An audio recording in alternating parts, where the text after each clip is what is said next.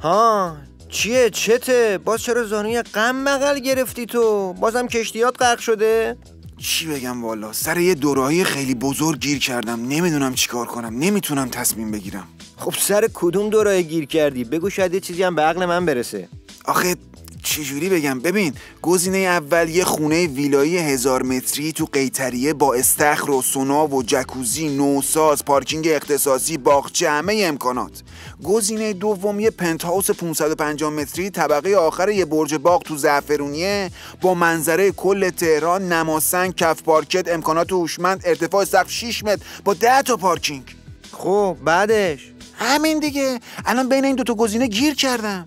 یعنی چی بین این دوتا گزینه گیر کردم؟ چه دخلی به تو داره این گزینه ها؟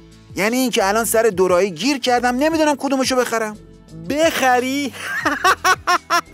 الان یه اتاق اجاره‌ای تو ایستگاه جوانمرد قصاب داری، 6 ماه هم هست که کرایت عقب افتاده، بعد میخوای از اینا بخری؟ چیزی مصرف کردی؟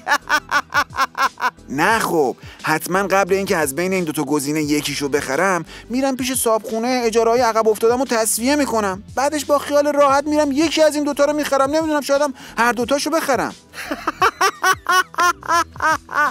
من دیگه مطمئن شدم که تو یه چیزی مصرف کردی، حسابی تو رو. نه والا، تو مگه خبرها رو نمیخونی؟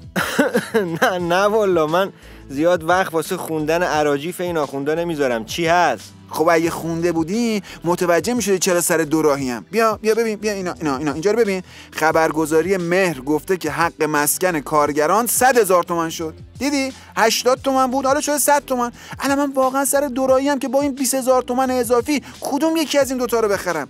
راستی یه گزینه دیگه هم هست، یه ویلا تو لواسون با استخر اختصاصی و باغ و محوطه تفریحی، دوتا هم آلاچیق سنگی، شومینه هم داره ضمناً. این بهتر نی؟